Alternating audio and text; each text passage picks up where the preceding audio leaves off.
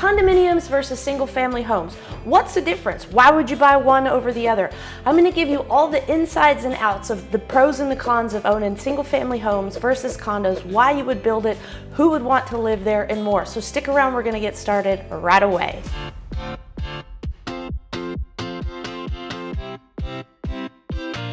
Hi, my name is Nicole Cooper. My team and I get calls and emails from people just like you needing help moving in and around Austin, Texas, and we sure do love it. So whether you're looking to move today, tomorrow, or somewhere in between, give us a call, shoot us a text, or send us an email. We're always available to help you find the perfect home that matches your lifestyle. Now, condominiums. Why would a developer even build them?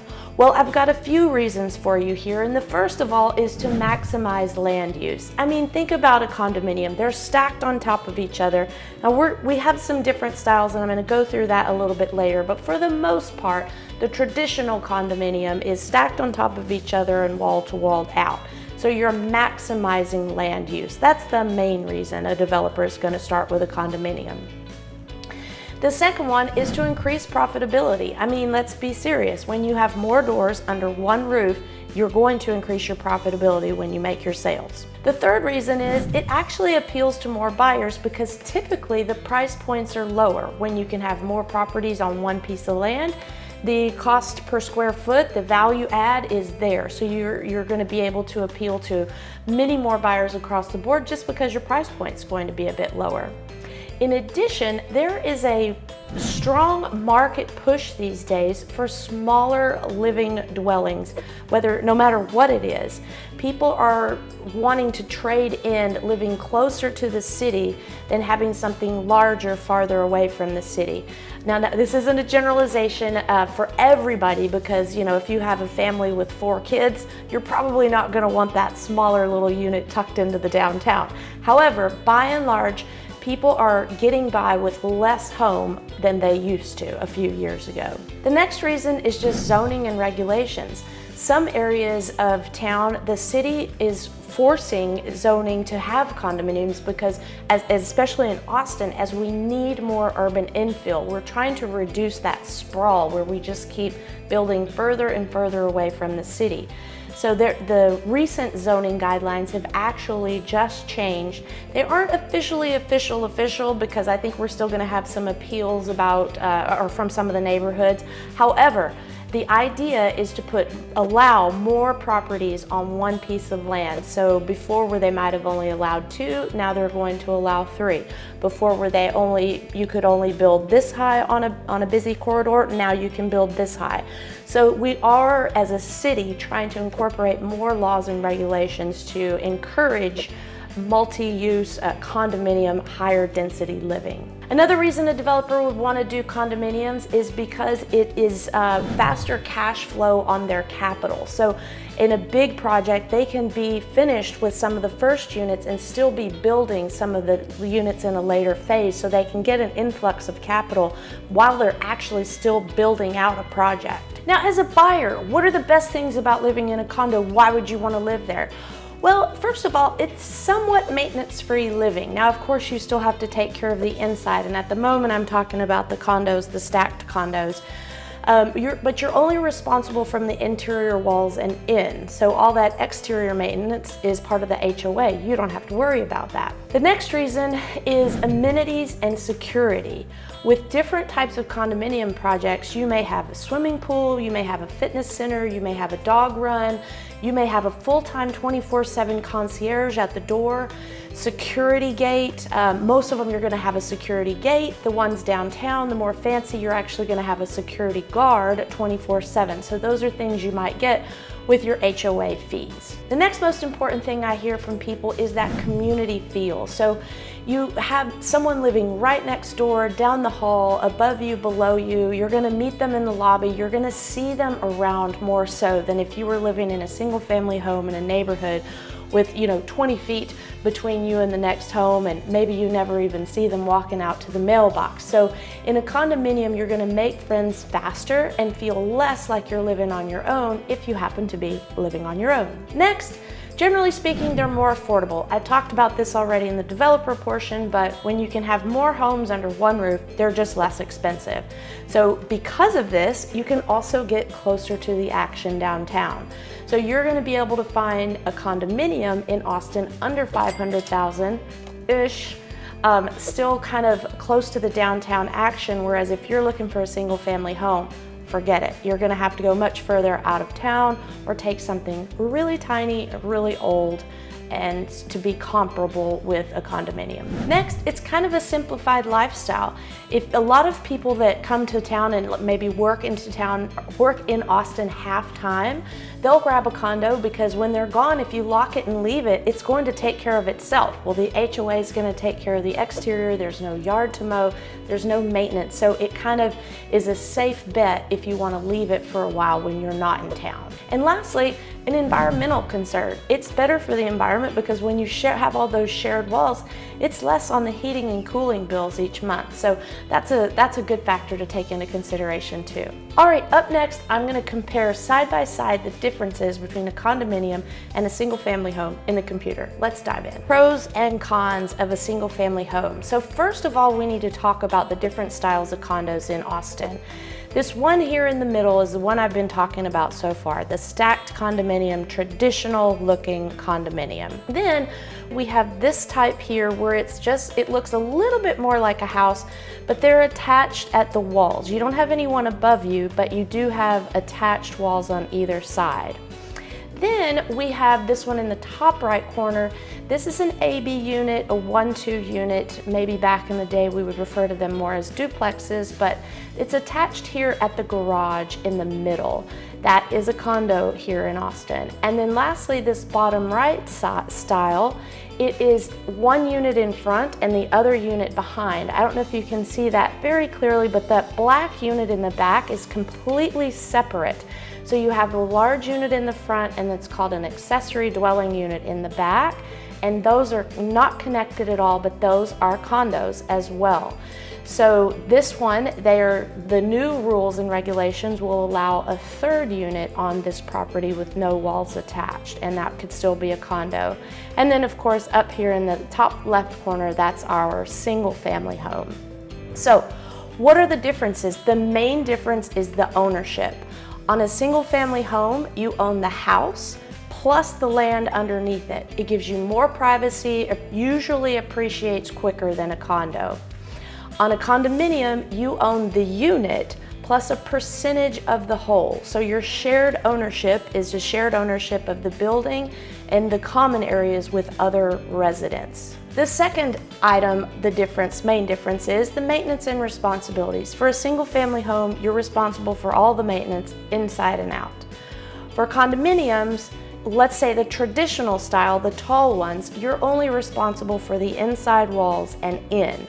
Now, when you have those homes that are more like a home with no connected walls, those you're going to be handling all the maintenance just like a single family home. So no matter when you buy a condo, when you have the HOA rules, you will be allowed to read those rules before you buy the condo.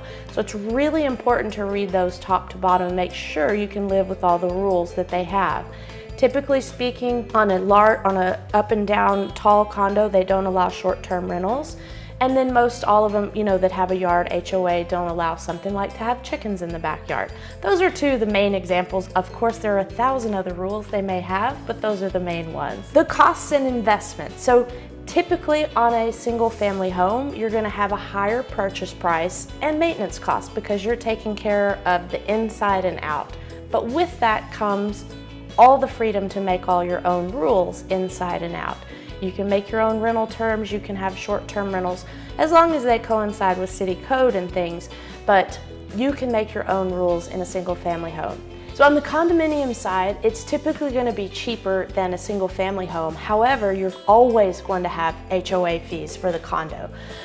Generally speaking, on an older condominium, you're gonna be in the few $100s, maybe around $350 and up. The downtown condos, much more expensive because they have a lot more amenities and maybe a 24/7 concierge. They're gonna start maybe around $1,000 and go up. Depends how big your condo is in proportion to the percentage of the whole. In addition, how many amenities it has as to how much it costs. And with those rules from the HOA, that tells you how you can rent it out, how loud you can be, noise violations, trash violations, etc., etc. Lifestyle. As far as a single family home, it is better for space, privacy. You know, you can do what you want in the yard as long as you abide by the city code. Now, yes, some communities have HOAs, so you will have to have those rules too, but in central Austin, by and large, there are no HOAs, so you just have to abide by the city code. So you can have pets in the backyard, you can have gardens, children have room to roam, you have more space and privacy than a condominium. And the condominium, it is that low maintenance lifestyle, not much upkeep, and you're gonna be able to live closer to the urban area for less money. You're also gonna have all those a lot more amenities, the security, and generally speaking, a walkable lifestyle. Lastly, the legal aspects. Like I mentioned a minute ago, a single family home may have an HOA, but a condominium will definitely have an HOA. If you're in central Austin, you won't have an HOA, most likely. There are some little condominium communities of like 4, 8, 12 that may have a condo HOA, or sorry, a single family home HOA, but not too many if you're in central Austin. So you have more flexibility to do your own thing and customize your house the way you want it. You can paint it whatever color you want it, you can put what style of roof you want it.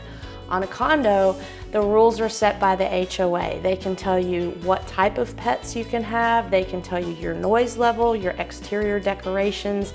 Nothing happens to one single unit without happening to all of them. So you have far less freedom when you're in a condo and you have to abide by the HOA regime. So those are the rules. What I'm gonna go through now, this looks pretty boring to some, I get it, but what I'm just gonna show you is how the difference in pricing affects the monthly payment.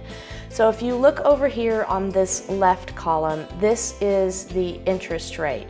Right now we're down here towards the bottom side, 7%. We're gonna use 7% as our guide today. And this is per $100,000. So this is just principal and interest only. So at $100,000, you'd be $665 per month for that payment.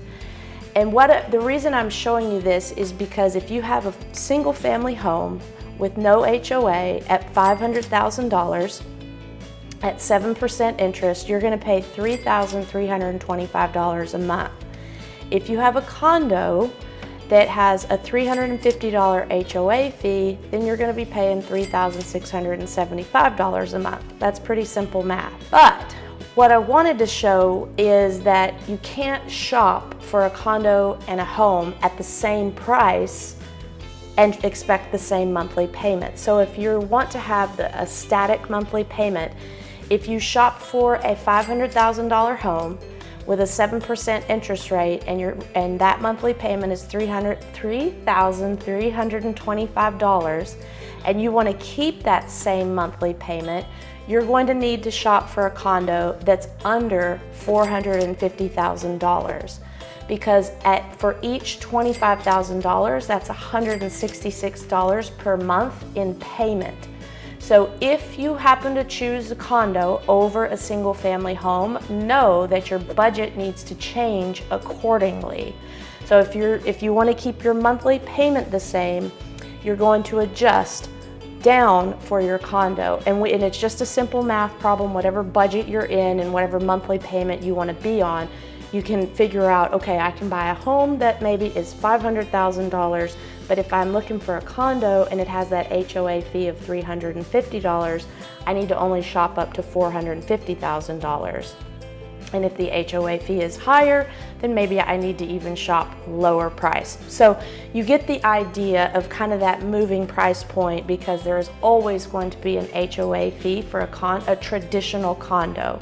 Now, if we come back to these pictures of condos, this condo here in the bottom right, perhaps it has 0 HOA fees. That's pretty normal for those to have 0 HOA fees because there's no common area maintenance.